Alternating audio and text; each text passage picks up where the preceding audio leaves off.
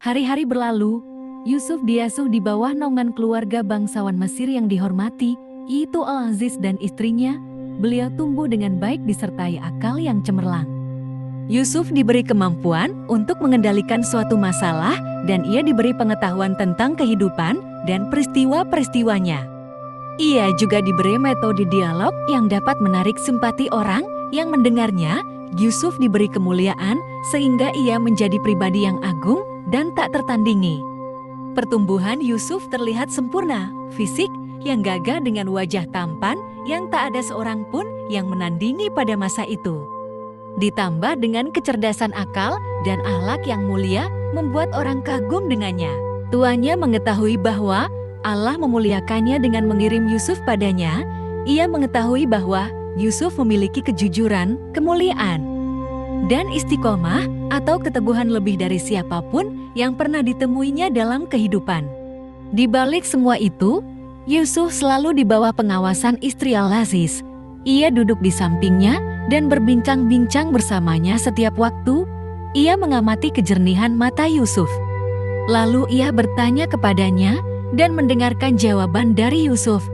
Akhirnya, kekagumannya semakin bertambah pada Yusuf. Al-Quran tidak menyebut sedikit pun tentang berapa usia wanita itu dan berapa usia Yusuf. Kita dapat mengamati hal itu hanya dengan perkiraan. Ia menghadirkan Yusuf saat beliau masih kecil dari sumur. Tentu wanita itu jauh lebih tua ketika itu. Karena setiap waktu, istri Al-Aziz selalu bersama Yusuf, sehingga kekaguman wanita itu semakin menjadi-jadi. Bukan lagi sekadar mencintai seperti seorang ibu dan anak. Namun wanita itu mencintai Yusuf seperti seorang kekasih. Istri Al-Aziz tidak bisa menahan dengan gelora cintanya kepada Yusuf. Dari ia memendam rasa sampai ia sudah terang-terangan merayu Yusuf. Bayangkanlah semua ini di mana mereka berdua selama beberapa tahun tinggal di satu rumah dan di bawah satu atap. Wanita itu menggoda Yusuf dan merayunya. Sementara Yusuf masih bertahan dengan ketakwaannya. Wanita itu terbelenggu dengan hawa nafsunya. Kemudian datanglah hari yang terakhir. Wanita itu bosan dengan sikap tidak peduli ini dan sikap pura-pura tidak tahu ini. Ia menentukan untuk mengubah rencananya. Ia tidak lagi menggunakan bahasa isyarat. Dia lebih memilih bahasa terang-terangan. Barangkali ia berkata kepada Yusuf, "Yusuf, alangkah tampan wajahmu." Dan barangkali Yusuf akan berkata demikian, "Tuhanku menggambarkan aku sebelum aku diciptakan." Wanita itu berkata sambil mendekati Yusuf, "Yusuf, alangkah halusnya rambutmu." Yusuf berkata, "Ia adalah sesuatu yang pertama kali hancur dariku saat aku berada dalam kuburan." Wanita itu berkata, "Alangkah jernih kedua matamu." Yusuf berkata, "Dengan keduanya aku melihat apa yang diciptakan oleh Tuhanku." Wanita itu berkata, "Bukankah aku adalah sesuatu yang diciptakan oleh Tuhanmu? Angkatlah pandangan matamu dan lihatlah wajahku." Yusuf berkata, "Aku takut pada Tuhanku." Wanita itu berkata, "Aku mendekat padamu, tetapi engkau malah menjauh dariku." Yusuf berkata, "Aku ingin mendekat pada Tuhanku." Wanita itu berkata, "Aku telah dikuasai oleh perasaan cinta padamu. Aku menjadi bagian dari udara yang aku hirup dan yang aku bernapas darinya. Engkau tidak akan lari dariku."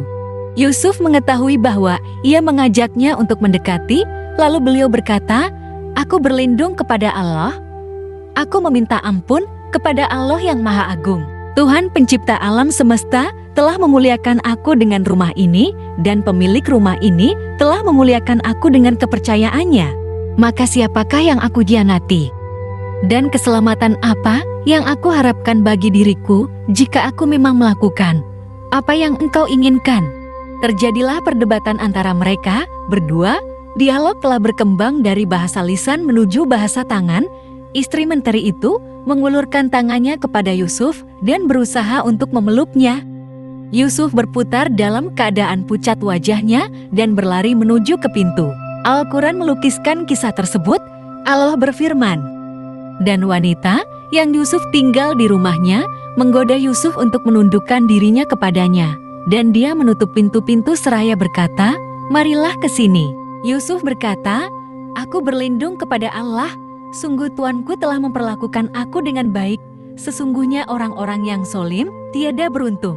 Sesungguhnya wanita itu telah bermaksud melakukan perbuatan itu dengan Yusuf, dan Yusuf bermaksud melakukan pula dengan wanita itu, andaikan dia tidak melihat tanda dari Tuhannya. Demikianlah, agar kami memalingkan darinya kemungkaran dan kekejian. Sesungguhnya Yusuf itu termasuk hamba-hamba yang terpilih.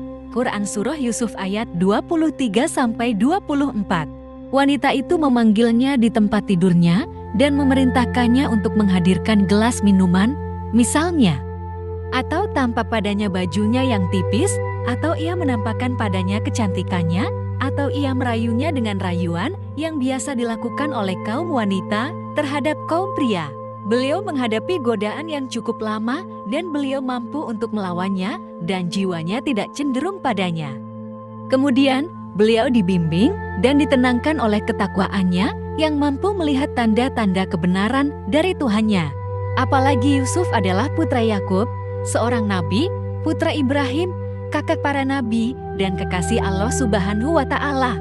Lalu ia dikejar oleh wanita itu, dan wanita itu menarik-narik pakaiannya seperti orang tenggelam yang memegang perahu. Kedua-duanya berlarian sampai ke pintu. Tiba-tiba pintu itu terbuka, namun suaminya datang bersama salah satu kerabatnya. Dan keduanya berlomba-lomba menuju pintu, dan wanita itu menarik baju gamis Yusuf dari belakang hingga koyak, dan kedua-duanya mendapati suami wanita itu di muka pintu. Quran Surah Yusuf ayat 25-29. Wanita yang sedang mabuk cinta kepada Yusuf itu melihat suaminya muncul di tengah-tengah peristiwa itu. Ia segera menggunakan kelicikannya. Jelas sekali bahwa di sana terdapat pergulatan. Yusuf tampak gemetar dengan penuh rasa malu dan butiran-butiran keringat mengalir dari keningnya. Sebelum suaminya membuka mulutnya untuk mengawali pembicaraan, wanita itu mendahuluinya dengan melontarkan tuduhan kepada Yusuf. Wanita itu berkata, "Apakah pembalasan terhadap orang yang bermaksud berbuat serong dengan istrimu selain dipenjarakan atau dihukum dengan azab yang pedih?" Ia menuduh Yusuf telah merayunya. Yusuf memandangi wanita itu dengan kepolosan dan kesabaran. Sebenarnya Yusuf berusaha menyembunyikan rahasia wanita itu, namun ketika ia mulai menuduhnya, Yusuf terpaksa mempertahankan dirinya. Yusuf berkata, "Dia menggodahku untuk menundukkan diriku kepadanya." Kini giliran si suami untuk menunjukkan reaksinya. "Kami kira," ia berkata, "pelankanlah suara kalian berdua. Sesungguhnya di rumah ini terdapat banyak budak dan pembantu." Ini adalah masalah khusus. Kepala menteri itu adalah seorang tua yang terkesan tenang dan tidak gampang emosi.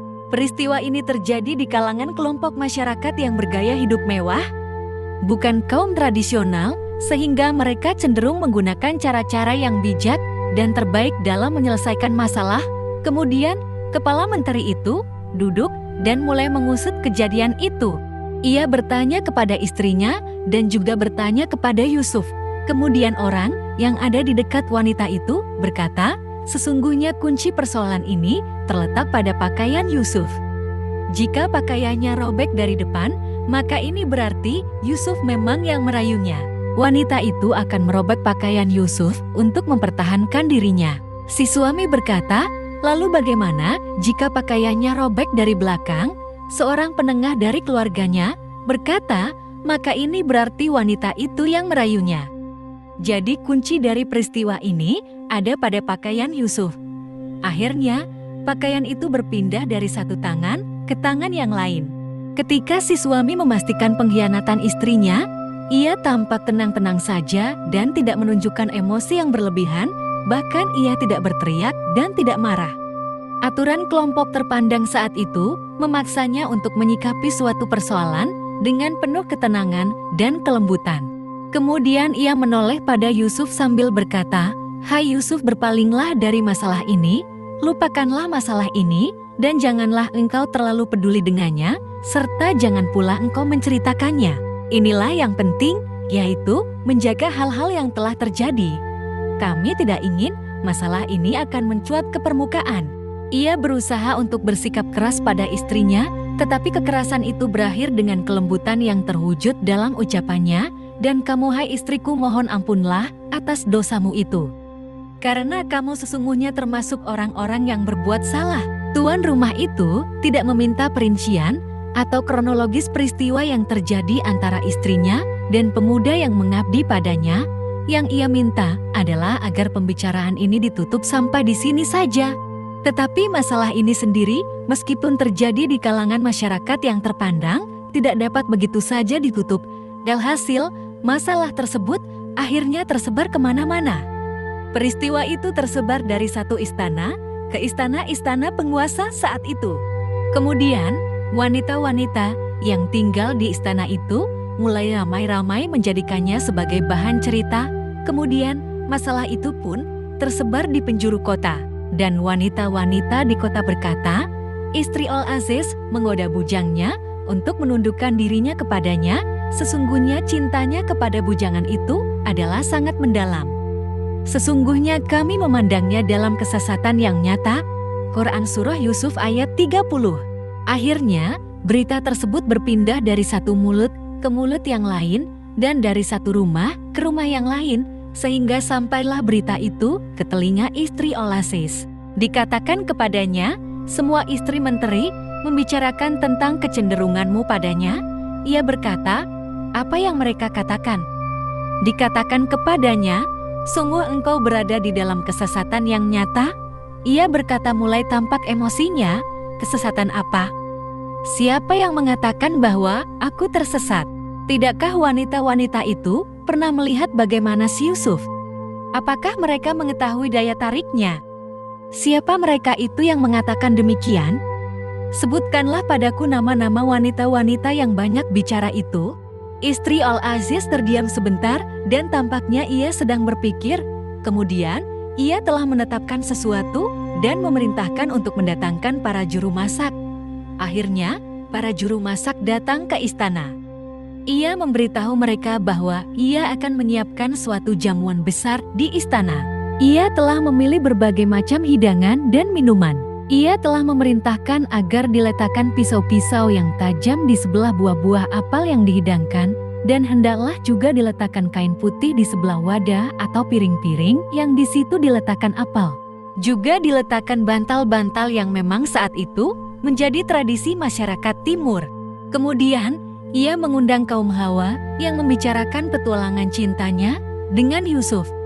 Akhirnya, datanglah hari jamuan itu.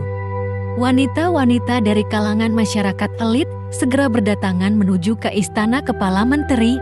Istri Al-Aziz memanfaatkan acara itu sebagai kesempatan emas untuk menunjukkan seorang pemuda yang paling tampan dan paling mengagumkan. Pesta jamuan itu terus berlangsung, di mana dihidangkan di atasnya makanan yang istimewa dan minuman yang dingin dan sangat menyenangkan orang yang melihatnya. Tempat pesta itu dipenuhi dengan berbagai macam komentar dan berbagai macam canda tawa. Kami kira bahwa setiap wanita yang hadir di tempat itu sengaja menahan lidahnya agar jangan sampai menyentuh kisah Yusuf. Demikianlah aturan main yang biasa dipegang oleh kalangan elit dari masyarakat saat itu. Namun, istri Al-Aziz sebagai tuan rumah justru menggugah mereka dan ia justru membuka persoalan tersebut. Aku mendengar ada wanita-wanita yang mengatakan bahwa aku jatuh cinta pada seorang pemuda yang bernama Yusuf. Tiba-tiba keheningan yang menyelimuti meja makan itu runtuh dan tangan-tangan para undangan nyaris lumpuh. Istri Al-Aziz benar-benar mencuri kesempatan itu. Ia bercerita sambil memerintahkan para pembantunya untuk menghadirkan apel. Aku mengakui bahwa memang Yusuf seorang pemuda yang mengagumkan.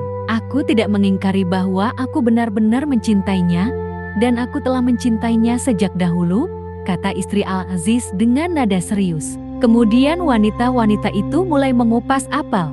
Meskipun demikian, mereka mengisyaratkan bahwa seharusnya istri Al-Aziz tidak cenderung pada Yusuf, justru sebaliknya, ia harus menjadi tempat cinta. Seharusnya, ia yang dikejar oleh pria, bukan sebaliknya. Istri Al-Aziz mengangkat tangannya dan mengisyaratkan agar Yusuf masuk dalam ruangan itu. Kemudian Yusuf masuk di ruang makan itu. Ia dipanggil oleh majikannya, kemudian ia pun datang. Kaum wanita masih mengupas buah dan belum lama Yusuf memasuki ruangan itu. Sehingga terjadilah apa yang dibayangkan oleh istri Al-Aziz.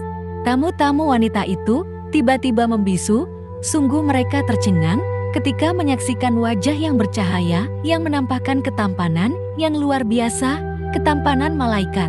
Wanita-wanita itu pun terdiam dan pada saat yang sama mereka terus memotong buah yang ada di tangan mereka dengan pisau. Namun mereka tidak lagi merasakannya. Sungguh kehadiran Yusuf di tempat itu sangat mengagumkan mereka sampai pada batas mereka tidak merasakan rasa sakit dan keluarnya darah dari tangan mereka. Tiba-tiba istri Al-Aziz berdiri dan berkata, "Inilah dia orang yang kalian cela aku karena daya tariknya. Memang tidak aku pungkiri bahwa aku pernah merayunya dan menggodanya untuk diriku. Di hadapan kalian ada handuk-handuk putih untuk membalut luka. Sungguh kalian telah dikuasai oleh Yusuf. Maka lihatlah apa yang terjadi pada tangan-tangan kalian." Akhirnya, pandangan mereka sekarang berpindah dari Yusuf ke jari-jari mereka yang terpotong oleh pisau yang tajam, di mana mereka tidak lagi merasakannya. Yusuf dikagetkan dengan adanya darah yang mengalir di sekitar buah apel yang keluar dari jari-jari wanita itu. Yusuf segera mendatangkan perban dan air seperti biasa yang dilakukan pemuda yang bekerja di istana. Allah menceritakan jamuan yang besar itu dalam firman-Nya. Maka tatkala wanita itu, Zulaikha mendengar cercaan mereka, diundanglah wanita-wanita itu dan disediakannya bagi mereka tempat duduk. Dan diberikannya kepada masing-masing mereka sebuah pisau untuk memotong jamuan. Kemudian dia berkata kepada Yusuf, "Keluarlah, nampakkanlah dirimu kepada mereka." Maka tatkala wanita-wanita itu melihatnya, mereka kagum akan keelokan rupanya.